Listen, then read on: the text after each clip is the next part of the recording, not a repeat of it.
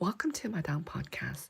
Today's special guest is Dr. Susan Shaw, who is professor of Women, Gender, and Sexuality Studies at Oregon State University. Today, she joins to talk about her new co-written book, Surviving God, and about sexual abuse, images of a God, intersectionality, joy, and so much more. Please stay tuned. With deep roots in the Christian tradition and open to engaging dialogue, William B. Erdman's publishing company is committed to the life of the religious academy, to the church, and to the role of religion and culture. With a history spanning over 100 years, Erdman publishes the finest literature in theology, biblical studies, and religious history, and popular titles in spirituality, ministry, and cultural criticism. In addition to David Gushee, authors publishing with Erdman's include Padraig Ó Tuama, Amy Peeler, Matthew Bates, David Hummel, Janet Kellogg-Ray, and more. Popular themes throughout the 2024 book season include titles on evangelicalism and politics, faith deconstruction, and a supply of captivating literary nonfiction selections. Visit the all-new www.erdmans.com to order your books today. While you're there on the website, remember to sign up for our monthly newsletter called The Logo to stay in the know regarding upcoming releases, author events, and all things Erdman's. Broadleaf Books is excited to announce the publication of Grace G. Sun Kim and Susan M. Shaw's new book, Surviving God, a new vision of God through the eyes of sexual abuse survivors. This one-of-a-kind book centers the voice of sexual abuse survivors while rethinking key Christian beliefs. Readers will discover new ways of thinking about God that are surprising, challenging, inspiring, and empowering, leading to deep healing for individuals and a transformed church that no longer contributes to the devastation of sexual abuse. Please use discount code SurvivingGod30 till April 30th to get 30% off the price list from Broadleaf website. For this book and to discover more new and exciting titles focusing on spirituality and religion, visit www.broadleafbooks.com. Please attend Penn Autumn's 38th conference, which will be held virtually March 7th to 9th. This year's theme is Where Streams Join, Re-Signifying Complexity, Mutuality, and Healing.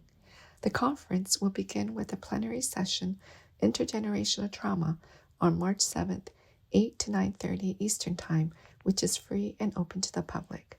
Please visit www.panaawtm.org for more information on this conference and other events, or to donate. For sponsorship inquiries, please email madangpodcast@gmail.com. This is Madang, an outdoor living room for guests to share their experiences and their work. I invite you to come in and stay for a while. Welcome to Madang Podcast. Today's special guest is Dr. Susan Shaw, who's a professor of Women, Gender, and Sexuality Studies at Oregon State University. She is the author of many books such as Reflective Faith, Women's Voices, Feminist Visions, and Intersectional Theology. Today, she joins us to share Surviving God, a new vision of God through the eyes of sexual abuse survivors. Lisa Sharon Harper writes about the book. It is a monumental gift to the church and to survivors alike. With profound insight and theological precision, Kim and Shaw re-examine the scriptures from the point of view of the God who survives, survivors in the scriptures, and Jesus, the survivor of sexual violence. Surviving God is both indictment and healing balm for the church in an age of reckoning. So, Susan, thank you so much for coming back on Madang Podcast.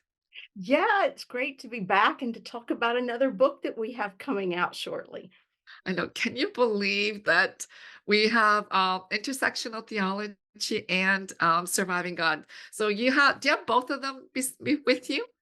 Well, I have Surviving God. If you will give me a minute, I can grab Intersectional Theology Okay. that's Yeah. behind me. Let me grab Okay. that.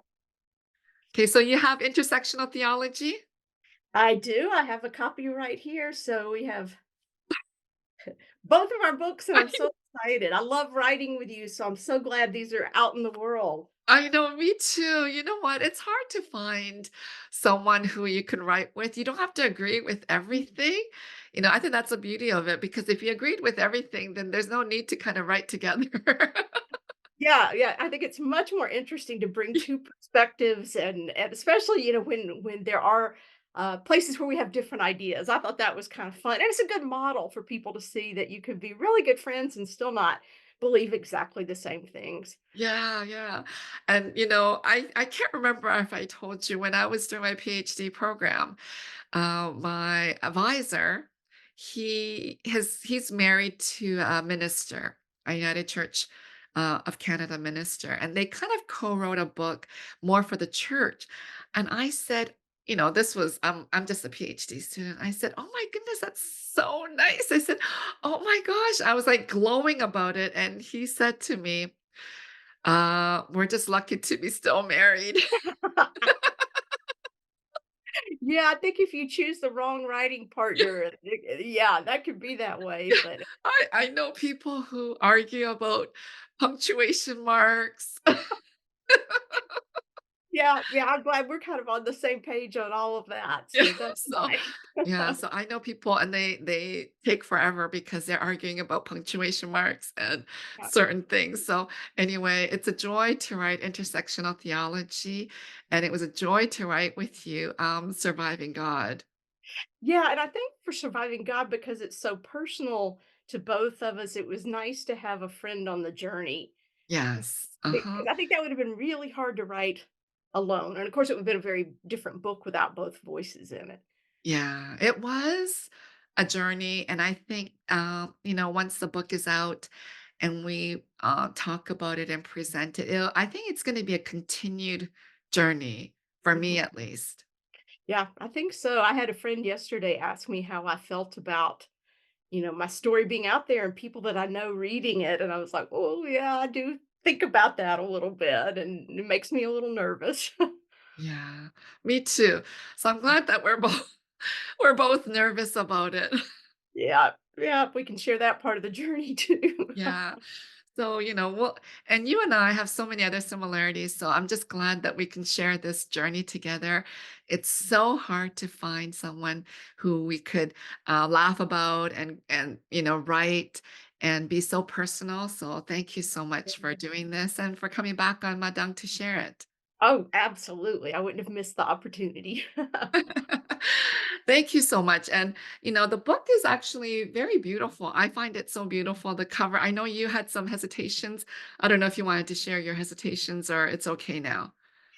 Yeah, it's okay now. I've had Okay. people tell me how beautiful it is. And I think it is beautiful. I think it is beautiful. I was just didn't want it to be because the book is so dark, and this is just me too. Probably, I think I'm darker than you on a lot of things, but I find it to be quite beautiful, and I think it will attract attention, and people will stop and pick it up. Yeah, me too. And I think, we did it with broadleaf and it's beautifully done with these, the different paragraphs where we have the stories. So I Mhm. think it's so beautifully done. And I just like the feel of this book. Some books don't feel so good, but this one Mhm. feels really good. So It does, yeah. congratulations to us. Yes, yes. Well, yeah, so there's a lot of questions I have for you, and I don't know if we're going to be able to cover them all, but let's talk now a little bit about the book. And I hope people will order it, "Surviving God," with Broadleaf Books. Mhm, So, the book centers on an idea from feminist theories. And we do, our first book was Intersectional Theology. So we bring in intersectionality. I don't know if you want to share with, I think a lot of people now in the public, general audience have heard of intersectionality, but we brought it into theology. So, and we used, our book, our previous book into this one. So, can you explain to our listeners today? Yes, so I think most people, sort of in the general public, have the idea of intersectionality as only being about identity, and in that sense, we are all intersectional beings, and that's our gender, our race, our social class, sexuality, religion, age, ability, nation of origin, all those sorts of things. But all of those appear within a context of social structural power. And so intersectionality is really about understanding the difference those differences make. And so asking those questions of, what does it matter that things are gendered this way or racialized this way? And so what we then did was to try to take those um, questions of intersectionality about identity and institutions and power and say, what does theology look like when we do that? And of course, that kind of theology is contextual. And we brought that then forward to this book. And so this is a very contextual theology because we start in our own stories and we bring in the stories of other survivors with whom we talked. And then we ask those questions of how are our stories situated within this matrix of power? And so that it's not about just individual people who harmed other individual people, but rather people who, by virtue of gender, race, social class, whatever, were able to do these things within a web of power that allowed them to do it and often protected them from the consequences of their behavior. But not us. Thank you. And then, we named it Surviving God, and I can't remember how we came up with the name. Do you remember? It might have been your suggestion. Yeah, because we had started off talking about survivor theology, but that sounded so academic and that we wanted this to be a general audience book. And I don't know, as we were thinking through, how do we see God from the perspective of survivors? And we start the book talking about how we had to survive the God of our childhoods. And then we talked about the God who survives, the bad theology of our childhood. And I think somewhere in there it clicked. It's like God, that both senses of the word are true, that we have to survive God and that God has to survive us. And so I think that's how we came up with it then. We sort of hit on that as a way to capture all those nuances and complexities of what it means to survive. Yeah.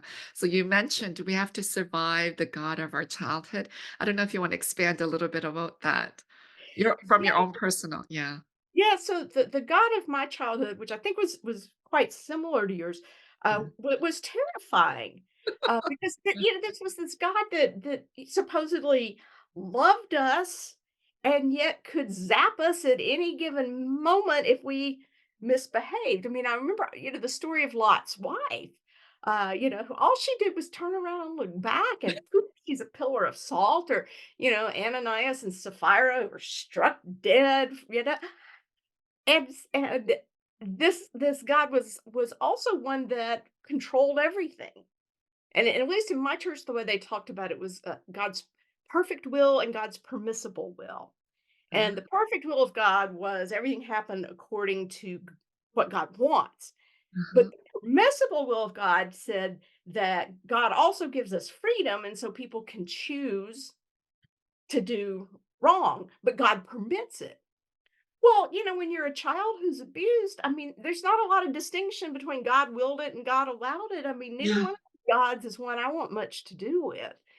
And so that became, the crisis of faith for me. And we talk about that some in the book about the images and the things that allowed us not to just give up on God at that point. Yeah. But that was the God of my childhood, was the God who scared me. And of course, how much does that reflect abuse, right? This person who's supposed to love you unconditionally, but also can harm you and kill you at will. And so, it's this perfect setup for abuse. Yeah. And it's so difficult for those who have been abused to accept that because it really puts blame on yourself or the one that's suffering. So, we wrote about, God doesn't cause or will or want abuse. So Mhm. I don't know if you want to say a little bit about that because I think in some, churches and faith communities, we do preach that God willed it, to Yeah. young girls and young boys. I don't, and I hear that a lot. Mhm. So did you want to say anything about that? Oh, I have a lot to say about that. I'll try to keep it short. Keep going then. Well, the question we ask in the book is what kind of God? I mean, I cannot understand how people can posit a God like this. I mean, this idea of a God that would allow these things or cause them is just incomprehensible to me. Um, and I sort of get where if you haven't been reflective about it and that's all you've ever been told, it's there. And then the church as an institution reinforces this. And we see this, by the way, churches muck up their responses to abuse. They're concerned with preserving the institution. And so they don't handle it well at all. And so you're sort of left with this notion of a God who's responsible for this. And again, what kind of God is that? And for me, the that sort of crisis question, fortunately led me to process theology. It was nice timing that I discovered process because process gave me a way to let God off the hook. Because in process says that God can only do what God can do, and God can't do what God can't do. And within process, God is not controlling and coercive power, but rather God is persuasive love. And so God doesn't make things happen, but rather God is at work in the universe, calling all things to be what God wants them to be to fulfill their divine intent. And that let me realize that God did not cause my suffering, but in fact, God experienced my suffering with me and called within that situation for things to be different. But again, because God doesn't control things, my abuser didn't necessarily have to listen to God. Um, and yet, I think also God was at work in me, calling me to survive. And I don't think there is any lesson in any of that was so valuable I needed to go through that. I don't buy the sort of, "Oh, but God's trying to teach you something." Well, if that's the best way God can teach, God's not a good teacher. I have never had to abuse any of my students to teach them something. And That's a so good point. you know, um, I think things just happen and that God is there experiencing those things and that God is there calling us to do love and justice. Yeah. And that I hope that that is our response. Uh, Yeah. and I think that God's also calling to perpetrators. But again, I don't think they're listening. Well, thank you for that. So the book, I we ended up doing a lot about who God is than Mhm, I had first imagined, but I think it turned out really well because really needed to explore that as you were discussing right now about, survivors and how how the church treats us and accepts us and what the church continues to perpetuate. Those are all important. And I think it really we need to understand who God is to understand why this is happening and how to stop this. So in the book it says often we don't even think of our images of God as images. We think of them as concrete realities. We turn them into idols. For example, when we think of God as a master, we think God really is a white overlord who has a right to control and discipline and use violence. mhm, I was younger. I never thought that way because I think you and I kind of grew up in this mhm, white fundamentalist evangelical who preaches this type of a God. mhm, And only in my adulthood, suffering abuse and trying to make sense of it, you and I went through this mhm. journey in the book. So, did you want to say or expand on this? We think of them as concrete realities. I actually think we do. So, Mhm. tell us. Yeah, yeah. Well, I mean, a good example of that is this notion of God, the Father. To the point that you've seen in a number of religious traditions when feminists have challenged that, the church has responded really badly because they don't think of God as Father. They think God is Father. They think that there is something. Uh, what's another word for ontologically? There's something inherent in God's being Yeah. that is male and is Father, and that's so problematic because if God's a father, fathers abuse. I mean, we think about out of all of our male images. I mean, we say that in the book that all these male images in real life are rapists to somebody. Whereas father, master, goodness gracious, let's think about the history of that word. Lord comes out of the feudal system. I mean, why are we embracing something that's out of feudalism? With those incredible social class distinctions and the ways that people were used and abused within that system. And I love the phrase that comes from Alfred North Whitehead, who was the philosopher that theologians used to develop process theology. And Whitehead talks about something he calls the fallacy of misplaced concreteness. And that's one of just my favorite phrases in the world. And this is what he says. He says that we take things that in a moment can be perfectly good images that help us understand something, but then we begin to think of them as concrete realities. And so, for example, let's say we take my desk here. Now, theoretically, we could cut my desk in half an infinite number of times. In reality, we can't do that because at some point you start cutting molecules and atoms in half. So this notion that my desk is a solid entity that can be divided infinite numbers of times is simply not true. But that concept is very useful for us to think about how things can always be divided. And so for me, that's an example of the fallacy of misplaced concreteness. I think the same thing is true of these images of God as Father, Lord, Master. That for some people they may have at some point served as good images, but they are not the reality of God because no image can capture that reality. And we only have images, we only have analogies and metaphors to talk about God.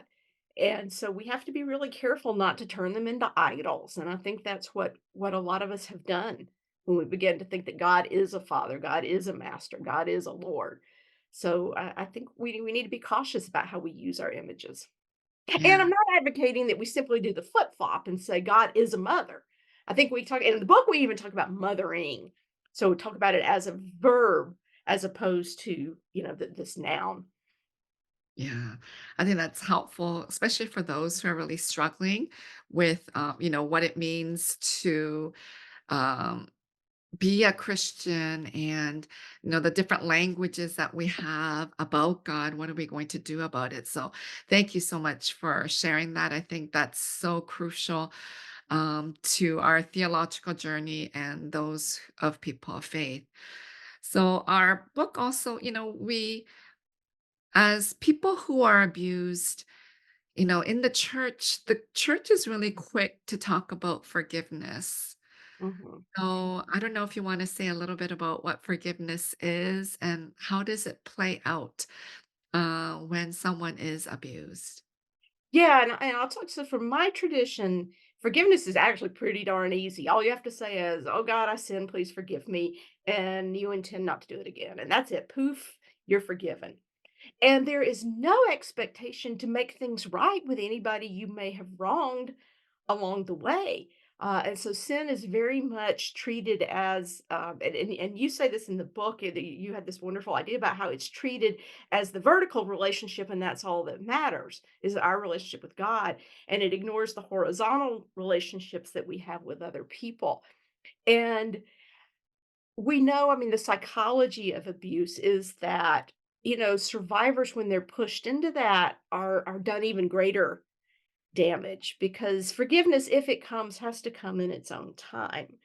And churches have often used this to guilt survivors into forgiving so that these men can just simply go on doing what they were doing. I mean, I think of the story we tell in the book about, Andy Savage, who was outed for abusing, and when he said he was sorry to his church, they stood up and applauded. And Yeah. I'm like, are you paying for her therapy?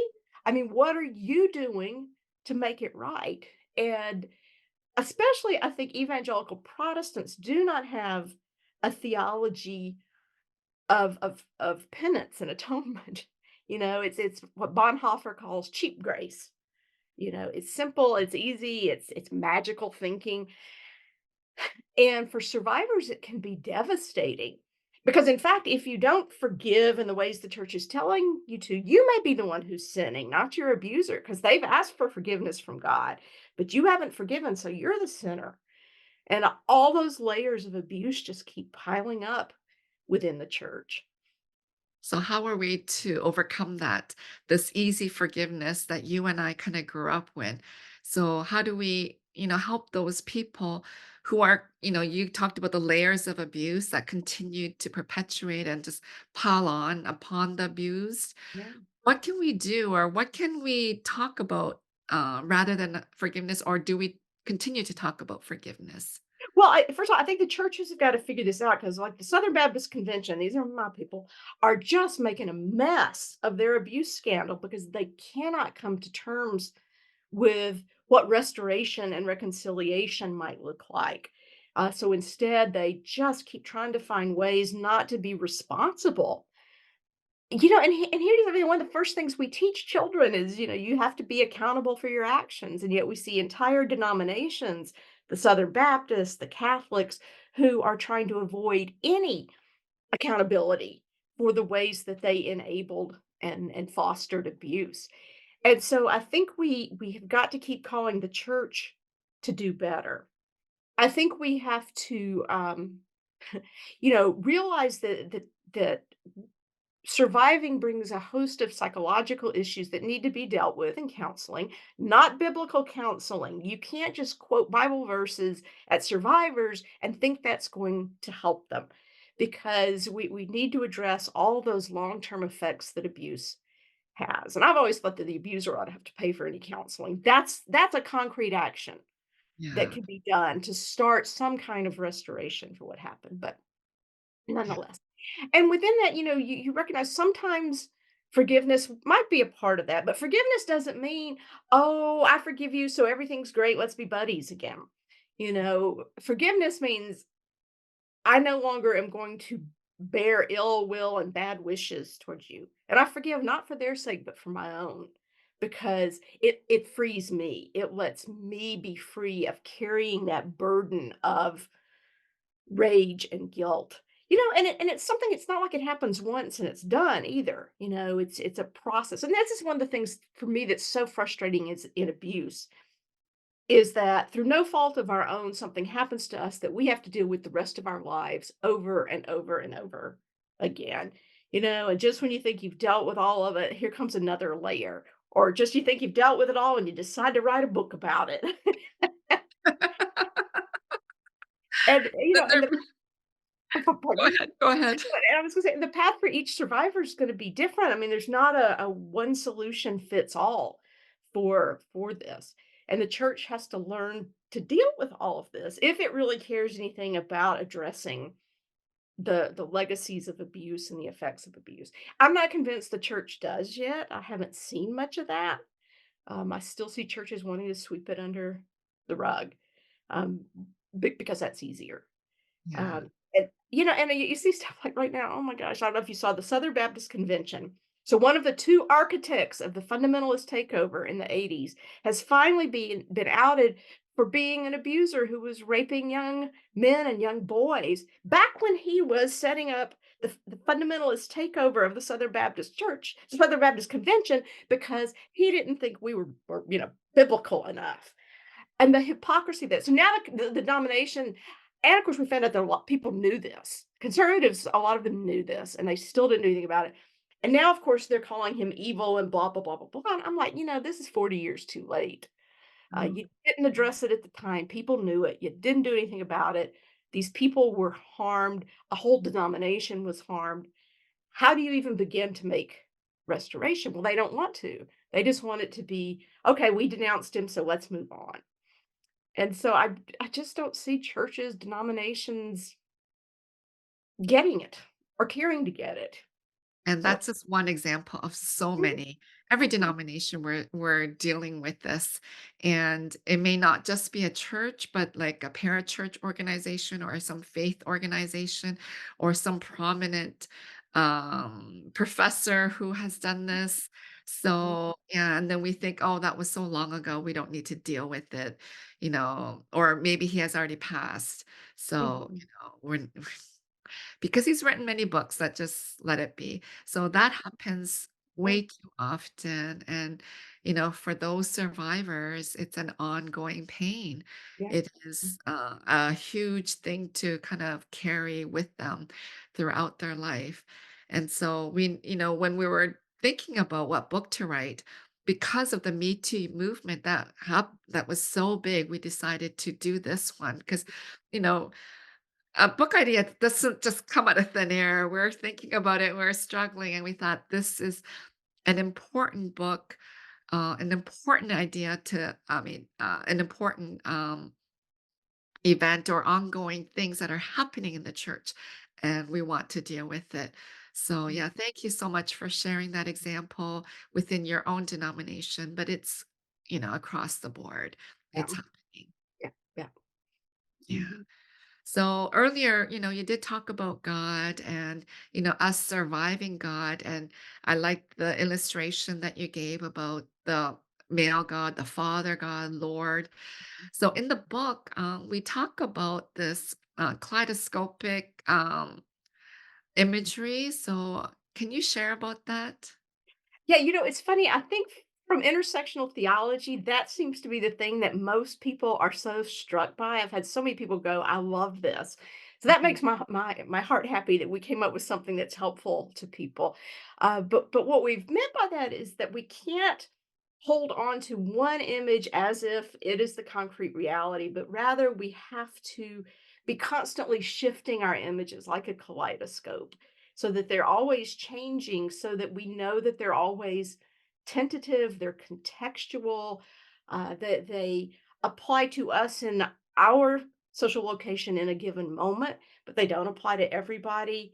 That if we turn it a certain way and we hear the images of other people, which we do in the book by bringing in, other survivors and letting them talk, that we get these shifting ideas, and they may be at odds with one another. And that's okay too. We can hold these competing ideas in mind because each of them teaches us some piece that we need to know.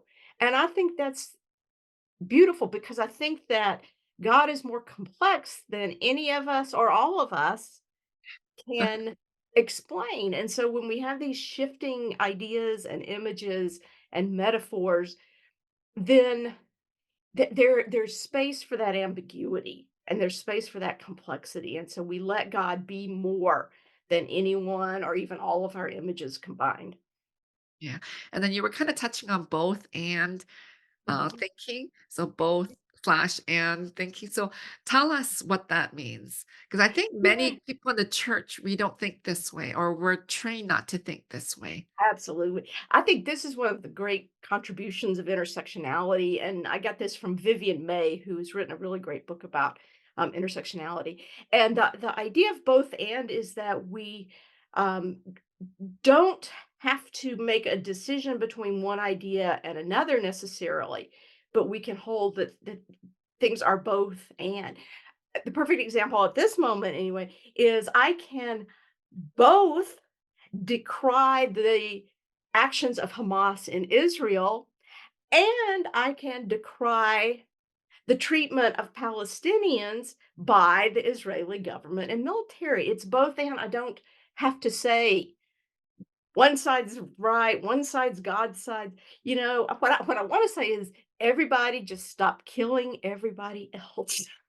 This is Yeah. not a hard concept. Don't kill each other. Um, and so both and thinking lets us do that complex thinking where we hold all of these competing ideas in mind at the same time. Now, is this so arbitrary that it means every idea is equal? Absolutely not. Because in intersectional thinking, how we decide which ideas are of more value has to do with justice. And so the question we ask about these ideas is what in them leads me toward justice? And if they lead me toward injustice, then I do reject them. Sometimes competing ideas can lead me to justice. I mean, thinking about Israel and Palestine and both and it leads to justice in both directions.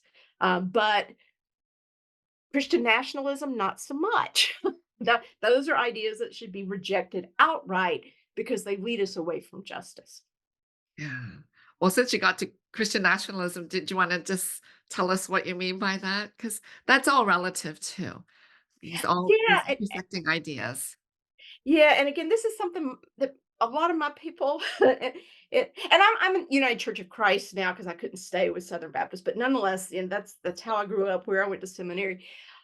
But a lot of us, when Baptists came into being, we were the ones who brought the separation of church and state to this country, the idea of religious liberty, the First Amendment's protection of religious liberty were Baptist contributions. So I'm shocked that some of these people have now become Christian nationalists.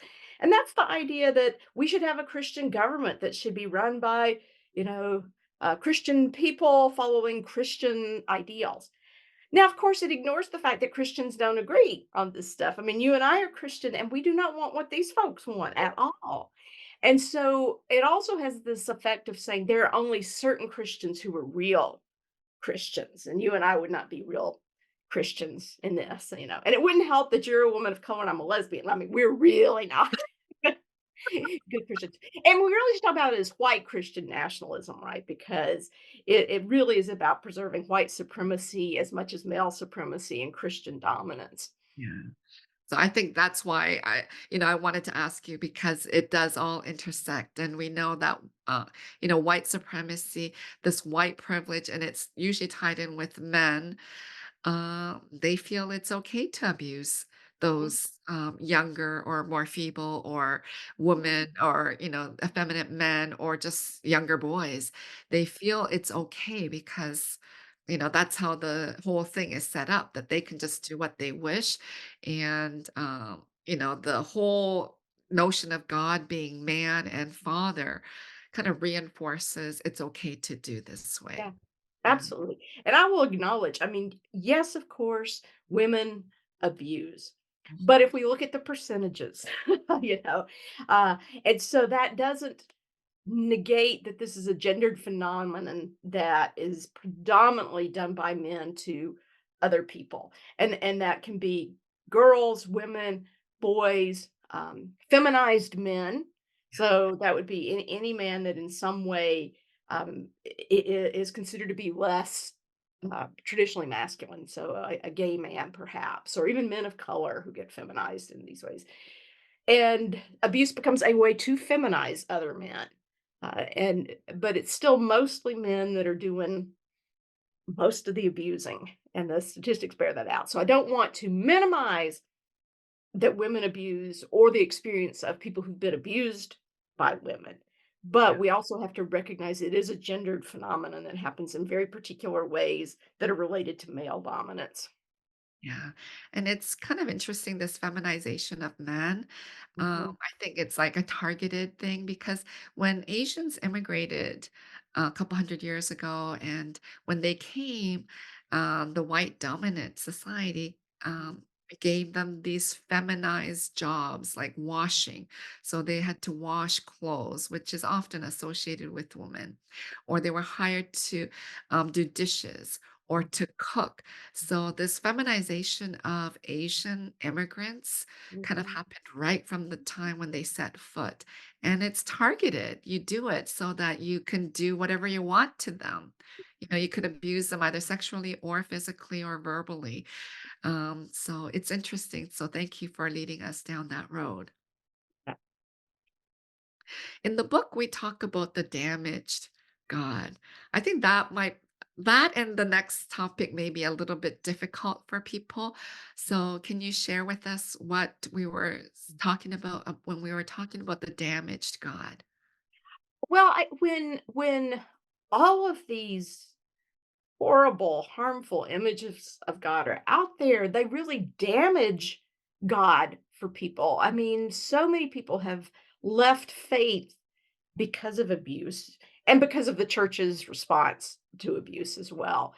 And so they've damaged who God is because folks can't see God in other any other way except someone who was complicit, if not an enabler of their abuse. And so it becomes hard for people to continue to relate to that God. I mean, I think I was headed down that road till I found process theology. I mean, that's what kept me Christian was process theology, which is interesting because, of course, that's something that a lot of evangelicals would say isn't Christian. That's true. Yeah. Yeah, yeah. Though I was in a class with John Cobb and somebody accused him of not being Christian, and I thought he was gonna pull a gasket because he was so adamant in his defense of his faith. It was wonderful to watch him do that.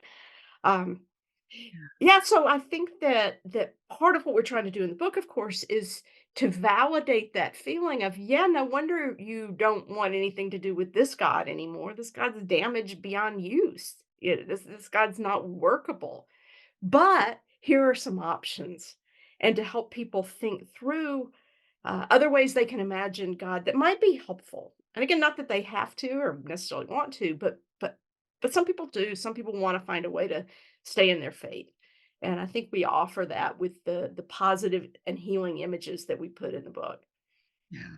For your example with John Cobb, I don't know why it's so difficult for Christians to understand this wide breadth of Christianity or this, broad spectrum, that it's not going to be just one way that you view it.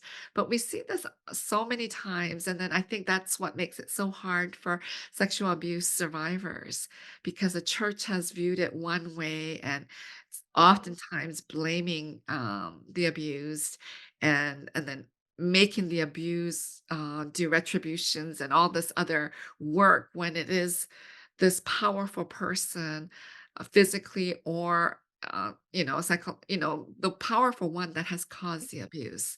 Mm, So mhm. it's so unfortunate. Yeah, absolutely. Yeah. So the damage God, and then I think the hardest chapter that people may have maybe reading, it may not, just I think it may, is when we talk about Jesus, the survivor.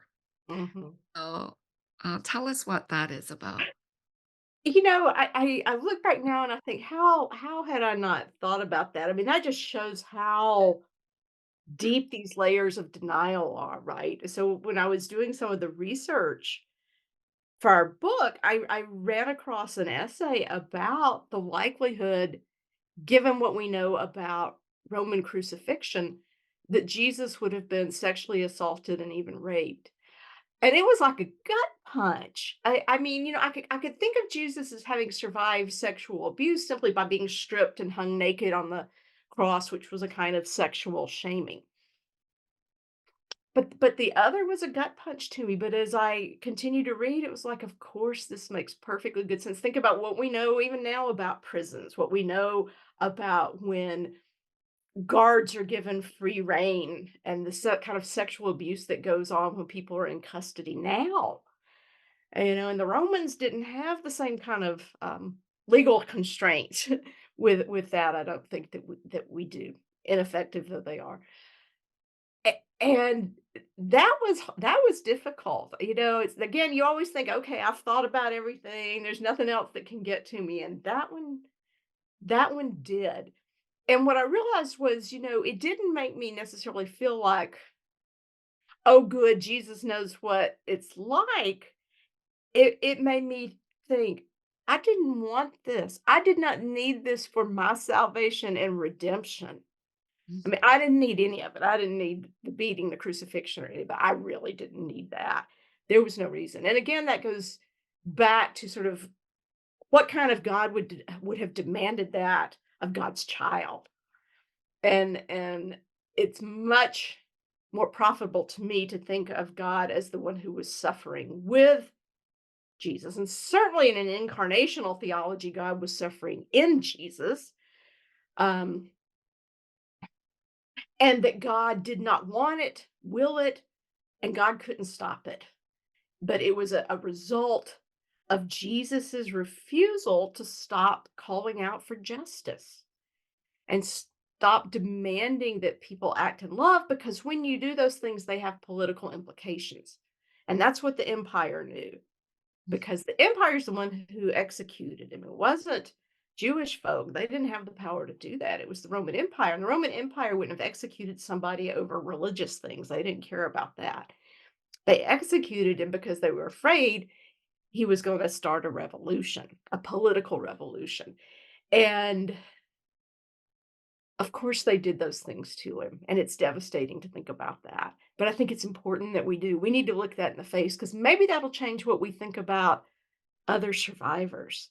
If we realize how horrific it is to imagine Jesus being sexually assaulted and raped, and maybe it can be a shocking enough metaphor as Sally McFay talks about to create a little more empathy for survivors.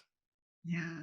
And, we don't expect everyone to agree with everything that's in the book, but I think that was an important part to include because there is just so much about that story, the Holy Week and the crucifixion. And we forget how horrible the Roman Empire was. It's Mhm. not painted so horribly, but we forget that they were horrible and the Jewish people were under a lot of oppression at that time. So Yeah, and of course, to me, it makes sense that the gospel writers wouldn't have wanted to include that. I mean, for a man to be raped was shaming. That's what conquering armies did to defeated men. And so, how do you have this sort of risen, victorious savior if you acknowledge that that happened? And so, it doesn't surprise me that we wouldn't see it in the text that was there. And they may not have known it for a fact, and that made it easier to leave out. So for me, that doesn't negate the possibility, yeah, that it happened. Yeah. yeah.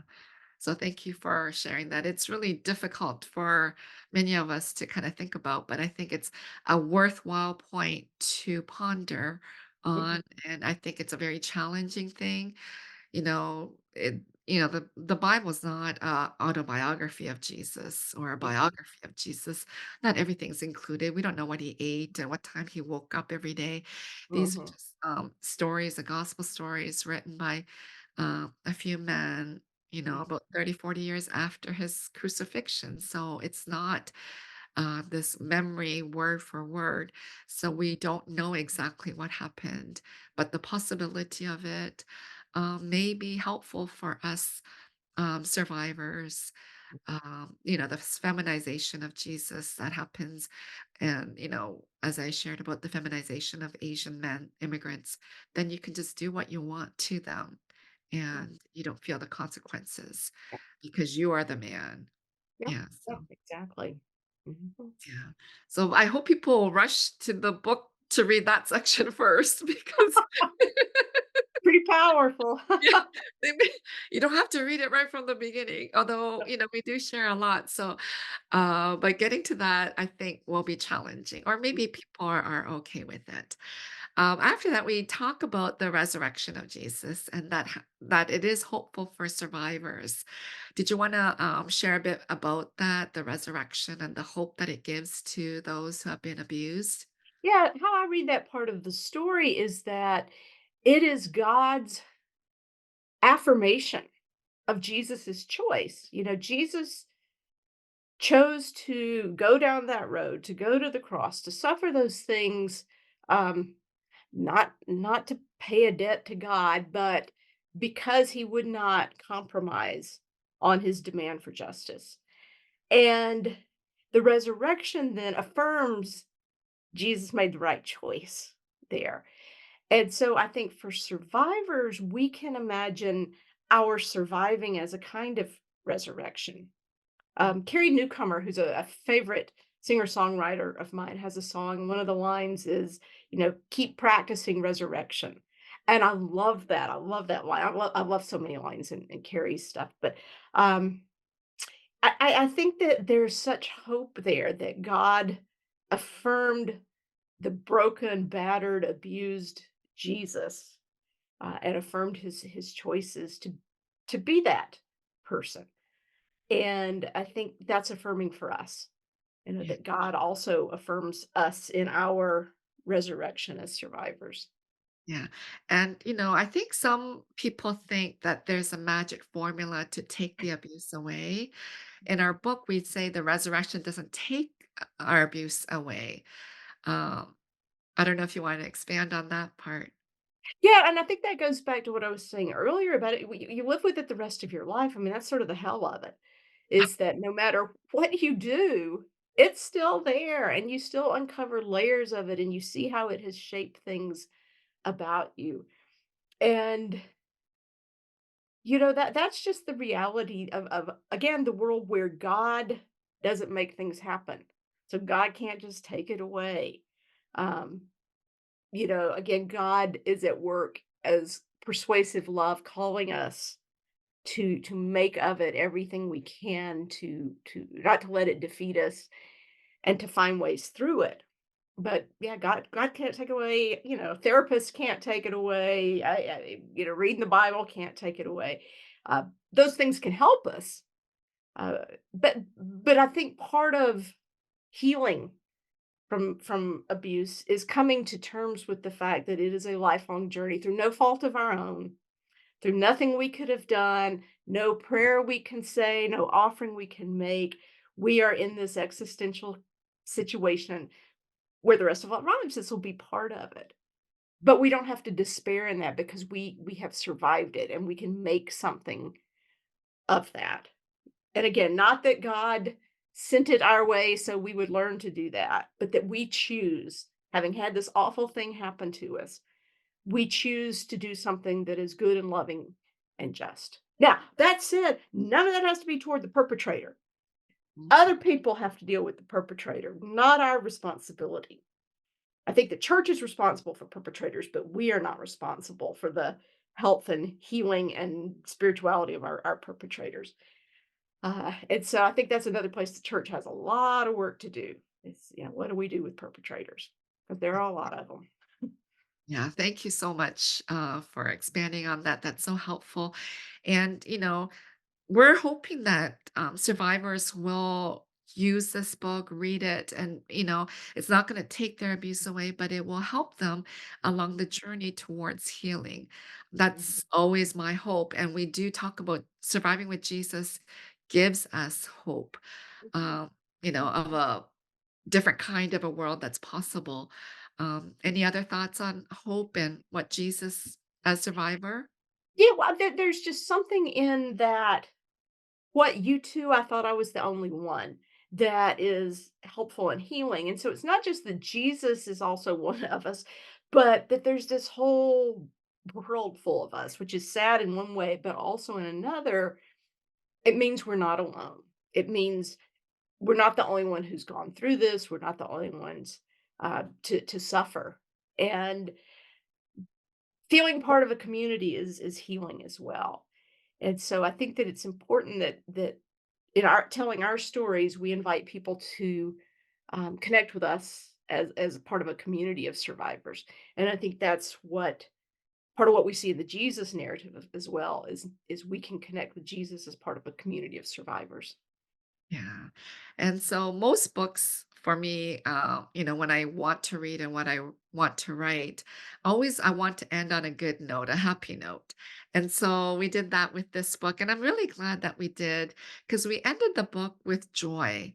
And, joy is such a big thing, but you shared a lot of joy in the book too. So why don't you share that joy with us? Yeah. Yeah. Well, it's so funny because you may remember we were writing the book and it was kind of a downer. It was. And yet you and I are both such joyous people, and I remember we were thinking, "Okay, we can't do this." We what is it? What is it that is on the other side? And I think for us both, it's joy. And joy is not, again, we don't feel it, it's gone, never have to deal with it again. Joy is our ability to be fully present in our own lives and to be aware and attentive at every moment of the good that's there.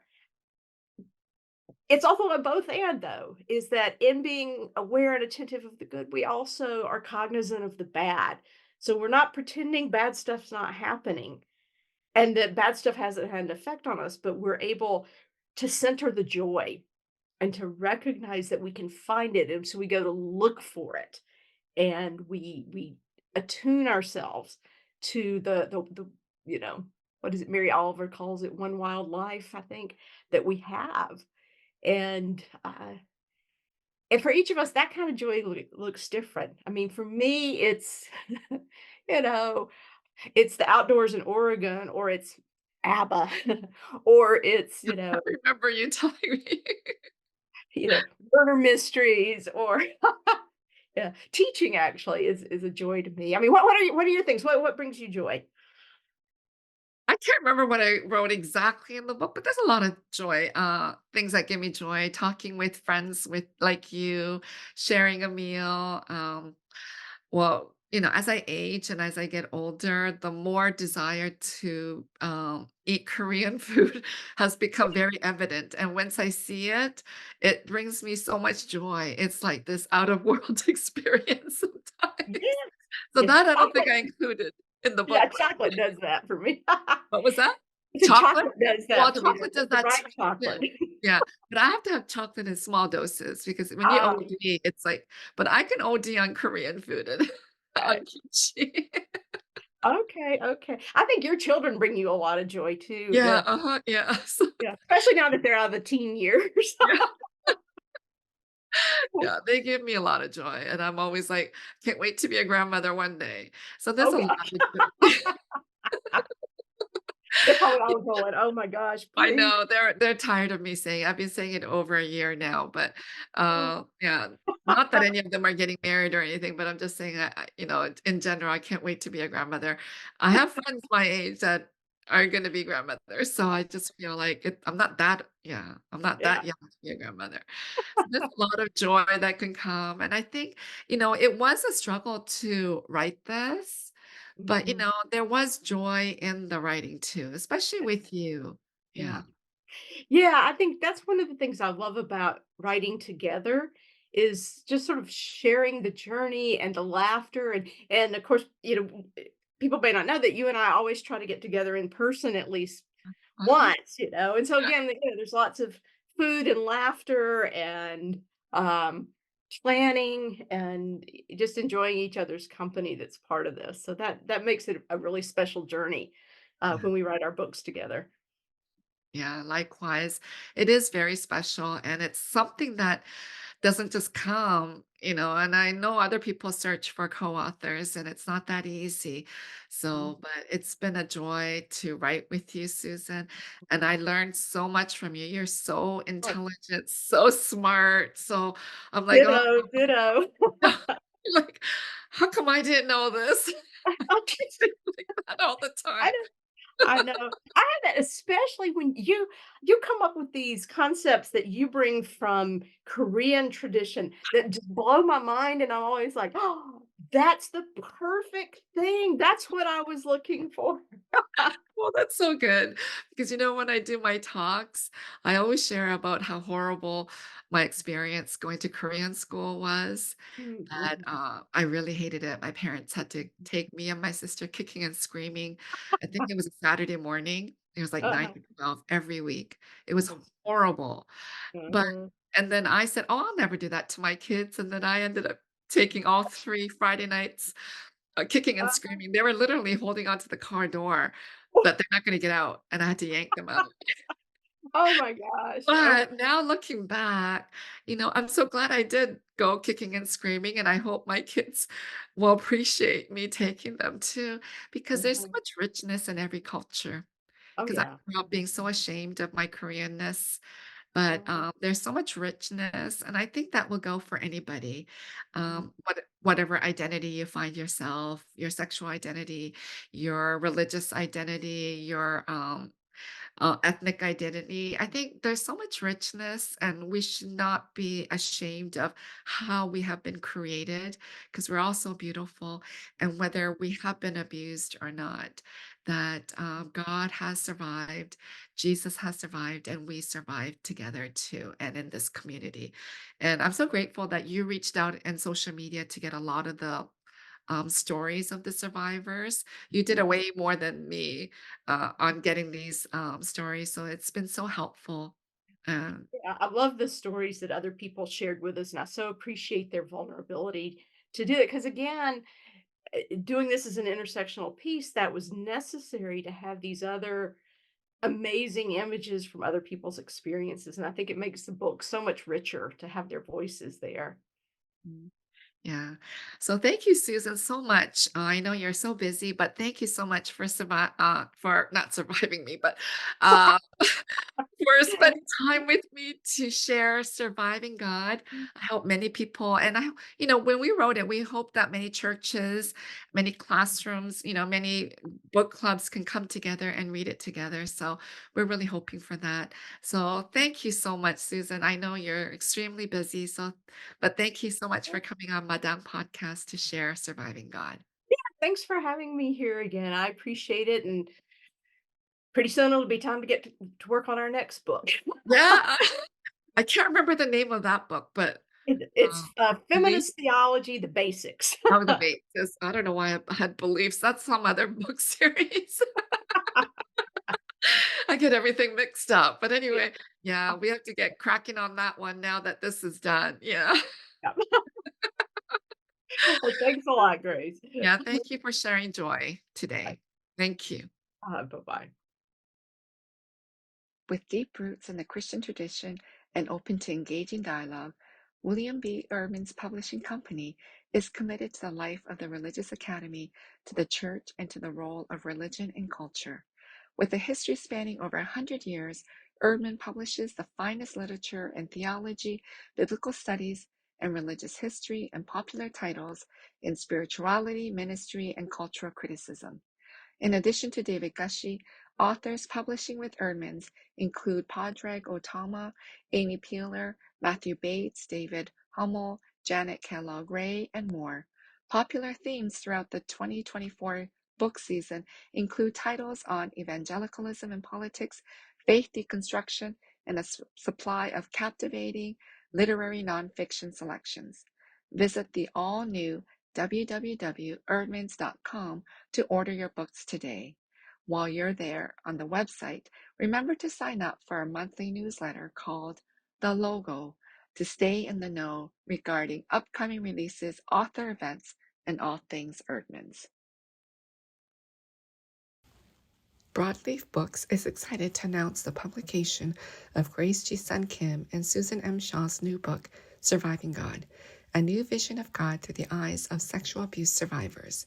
This one-of-a-kind book centers the voice of sexual abuse survivors while rethinking key Christian beliefs. Readers will discover new ways of thinking about God that are surprising, challenging, inspiring, and empowering, leading to deep healing for individuals and a transformed church that no longer contributes to the devastation of sexual abuse. Please use discount code SurvivingGod30 till April 30th to get 30% off the price list from Broadleaf website. For this book and to discover more new and exciting titles focusing on spirituality and religion, visit www.broadleafbooks.com. Please attend Penn Autumn's 38th conference, which will be held virtually March 7th to 9th. This year's theme is Where Streams Join, Re-Signifying Complexity, Mutuality, and Healing. The conference will begin with a plenary session, Intergenerational Trauma, on March 7th, 8 to 9:30 Eastern Time, which is free and open to the public. Please visit www.panaawtm.org for more information on this conference and other events, or to donate. For sponsorship inquiries, please email madangpodcast.gmail.com.